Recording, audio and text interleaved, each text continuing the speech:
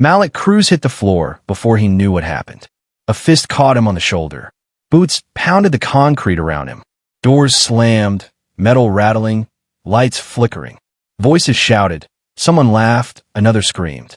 His neck tattoo, 3 black dots, pressed into the cold floor as blood ran down his cheek. Hours earlier, Malik had stepped off the ferry from Queens. Manhattan faded behind him. Ahead was Rikers Island, gray and massive, sitting in the river like a fortress. He carried a plastic bag, a few clothes, and a number assigned by a guard who didn't look at him. 26, caught on a robbery charge he swore he didn't commit, tattoos marking his arms and neck, symbols that now made him stand out in a place built for survival. Intake was chaos in disguise. Men pressed together, staring, whispering, watching. Malik kept his head down, listening, learning. His first night was sleepless. Every scream, every door slam, every clanging metal echoed through the walls. Sleep was impossible. And then the first fight broke out. 2 men arguing over nothing, fists flying, boots connecting. Malik froze, pressing himself against the wall, realizing that survival wasn't about fighting back. It was about observing, waiting, and moving only when necessary. As Malik curled inward, one thought cut through the fear. In Rikers, it's not the punches that break you. It's the waiting, the noise, and the fear that never stops. This channel is created for educational, documentary, and informational purposes only. All stories, events, and individuals discussed are based on public records, news reports, court documents, and documented sources from the United States, United Kingdom, and Canada. The content presented does not promote violence, crime, or illegal activity.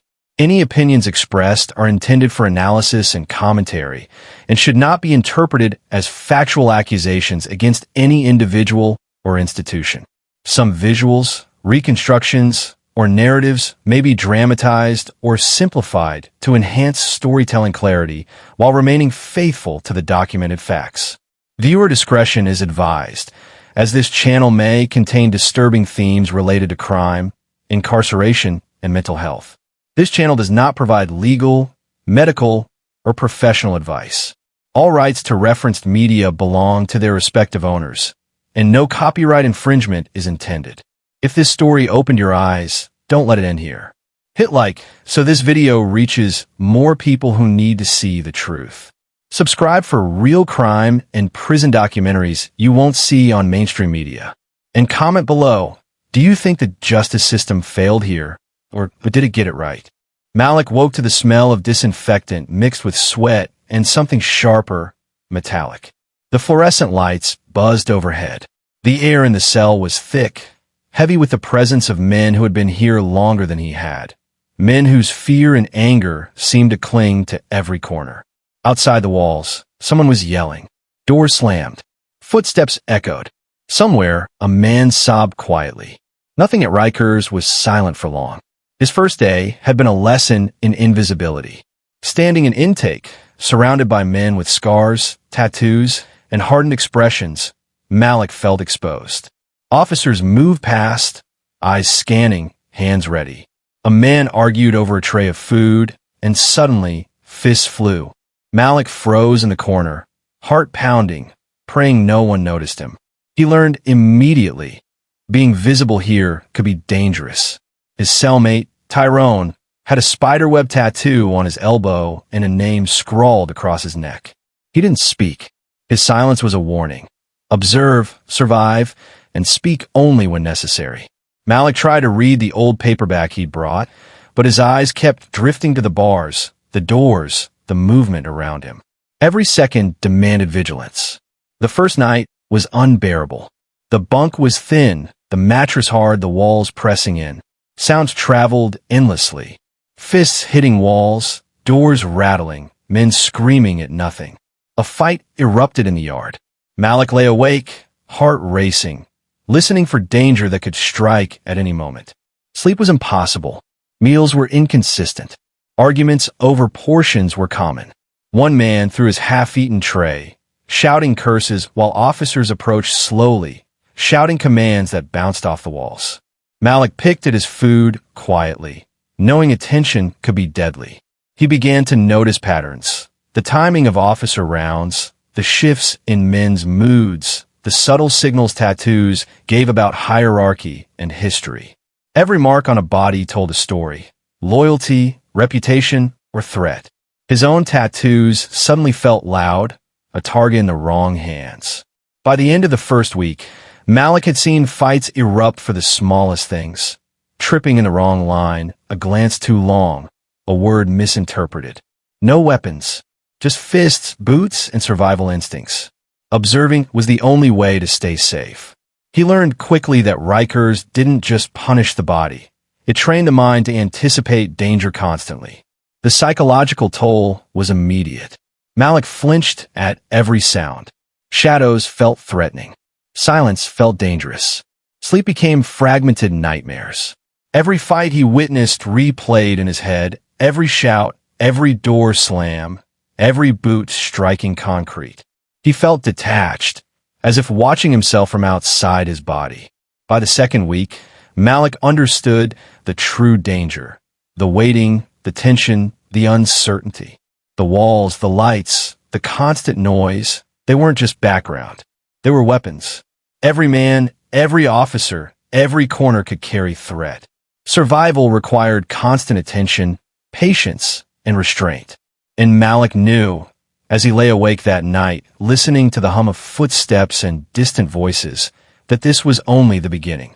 Rikers Island had begun its work, reshaping him, preparing him for the battles yet to come, teaching him that here, nothing was permanent, nothing was safe, and nothing could be trusted. Malik woke to another day on Rikers Island, but day had a different meaning here. Time didn't exist in the usual way. Minutes stretched like hours, and hours collapsed into one endless loop of locked doors, shouting, and footsteps echoing down concrete corridors. He didn't look forward to anything, because there was nothing to anticipate safely. Every moment carried a potential threat. Rec time offered little relief. Men paced the yard like predators circling prey.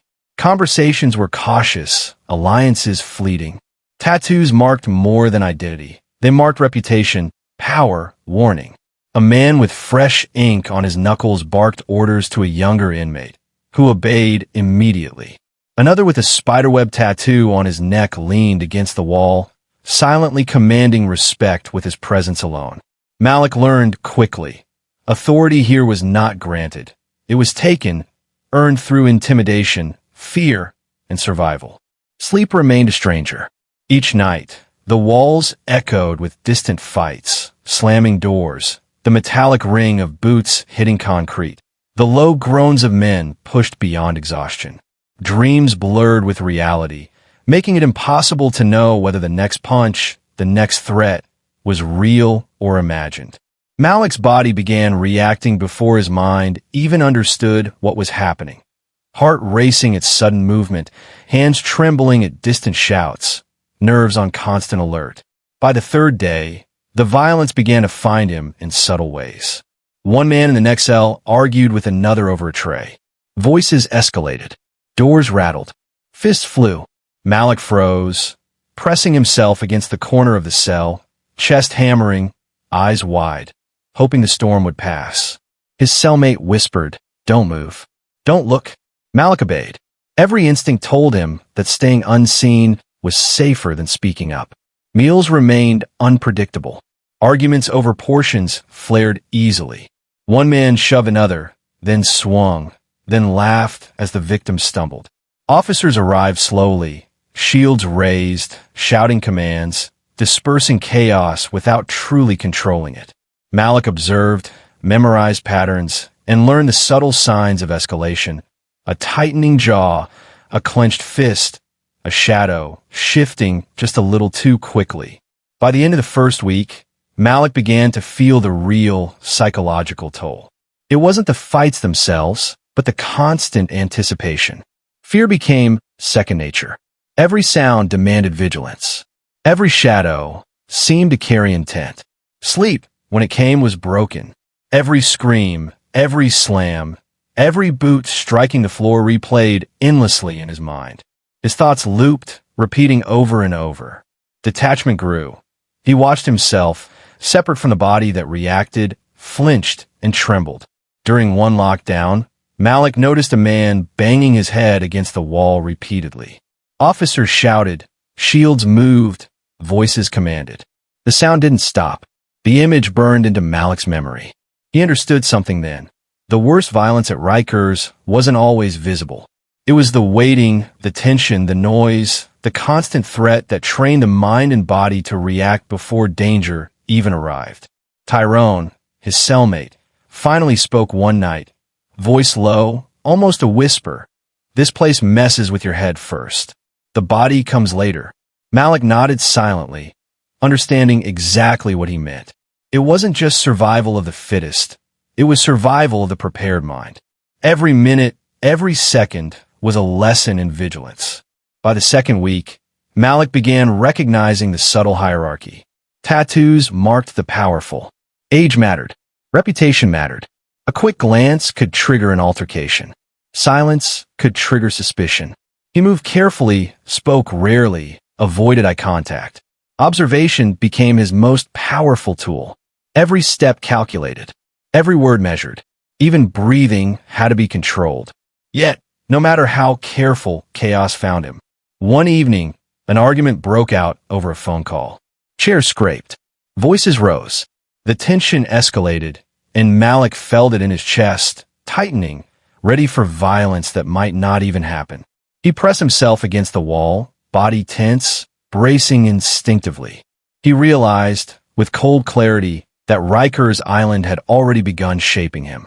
Not just his actions, but his mind. His reactions, his thoughts, his instincts. Everything was being rewired. Survival wasn't about strength or courage. It was about adapting to constant fear. And as Malik lay awake that night, listening to the distant thuds, screams, and the echo of metal doors, he knew this was only the beginning. The fights, the fear, the tension, it would all get worse before it got better. Every day would push him further, test him more, and leave him questioning who he was before stepping onto this island. Rikers Island wasn't just a jail. It was a teacher, a trainer, a place that rewrote men's minds slowly, mercilessly. And Malik Cruz had just begun his lessons. Malik had begun to lose track of time. Days blended together into one long stretch of gray walls, fluorescent lights, and a constant hum of voices, doors, and footsteps. The body learned the rhythms quickly, but the mind lagged behind. His hands trembled even when he tried to keep them still. Shadows seemed alive, and every noise, no matter how distant, felt like a threat. The tier had become a web of invisible rules, each man navigating it differently. Tattoos weren't just ink. They were warnings, markers of reputation, memories etched into skin. Malik noticed a man with fresh knuckles, red and raw, moving through the unit with confidence. Another, scarred across his face, leaned against the wall, silent and intimidating. These men had authority because they carried history in their bodies. Malik's own tattoos, the 3 black dots on his neck, the small symbols on his arms, suddenly made him more visible, more noticeable, more vulnerable. Rec time was worse than the cell. Men circled each other like predators, words sharp and quick, glances loaded with intent. Malik walked slowly, head down, observing. One wrong look could trigger a fight. One misplaced step could mark him for attention he didn't want. A scuffle broke out halfway through, fists swinging, boots striking, and Malik froze against the wall. His heart pounded, every instinct screaming to move, to defend, but he stayed low. Observation had kept him alive this long. Sleep had become impossible. Even in darkness, Malik's mind raced. He replayed fights over and over, imagined new scenarios, calculated threats before they came. His dreams were filled with concrete floors, metal doors, boots, and shouting. When he woke, sweat coated his body, his chest heaving. The line between reality and nightmare had blurred. He barely recognized himself anymore. Then, one night, the worst violence Malik had seen unfolded before him. A man in the next cell began banging his head against the wall, over and over, until blood ran freely. Officers arrived with shields and shouts, trying to stop it, But the sound didn't end. Malik pressed himself into the corner, heart hammering, body tense. He realized the true danger of Rikers Island. The violence wasn't always directed at you. It could be in the air, in the noise, in the walls, affecting your mind, your nerves, your survival instincts before anything physical ever touched you. Tyrone, his cellmate, leaned back against the wall, voice quiet but steady. See, this place eats your head first. Your body comes later. Malik nodded. He understood exactly what Tyrone meant. The mind was a weapon here, or a target.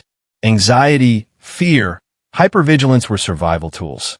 Each day, Malik's mind sharpened to threats. His body reacted before he even realized what was happening. Then came the lockdown. Doors clanged shut. Officers moved through the unit with shields, shouting orders. Men retreated to corners, crouched low, tense. Malik's chest tightened. One man across the tier argued over a phone call, voice escalating. Chairs scraped. Shadows moved. Malik pressed himself against the wall, bracing, waiting for the fight that might erupt at any second. Every instinct told him he was ready. His body reacted faster than his thoughts. His mind ran calculations before the first punch landed. He understood that this place had changed him already. Not just his actions, but his perceptions, his nerves, his very way of thinking. Survival was no longer about courage. It was about predicting danger before it happened, about moving unseen, reacting without hesitation, anticipating chaos. By the second week of this new unit, Malik had learned the silent language of Rikers Island. Eye contact measured, distance calculated, breathing controlled, movements deliberate. Every sound was evaluated. A door slam, a shout, a shuffle of feet. Even silence had meaning here. He had learned that the worst violence was not always visible. It came from the fear, the tension, the constant uncertainty. It reshaped men quietly, methodically, relentlessly. Malik realized something that chilled him more than any punch could. The violence here wasn't always physical. It was mental, psychological, omnipresent. It could eat you alive from the inside. Fists were temporary. Fear was permanent. Every nerve in his body was trained to anticipate danger before it arrived. Every second of an action could be deadly. And yet, even as he understood all this, Malik could not let himself become completely numb. Observation and caution were survival tools. Yes, but he could not stop thinking, feeling, remembering who he was before this place. The tattoos on his arms, the dots on his neck, the stories etched into his skin. They were reminders of a life outside these walls, a life he couldn't yet touch. That night, as the lights buzzed and the echoes of doors and voices surrounded him, Malik pressed himself against the wall, heart racing. Another argument erupted across the tier. Another threat, another test of patience, awareness, and reaction. Malik's body tensed automatically. His mind scanned possibilities. He was ready, but readiness did not feel like safety. Rikers Island had changed him. It had begun shaping his instincts, rewiring his thoughts, sharpening his reactions, and hardening his heart.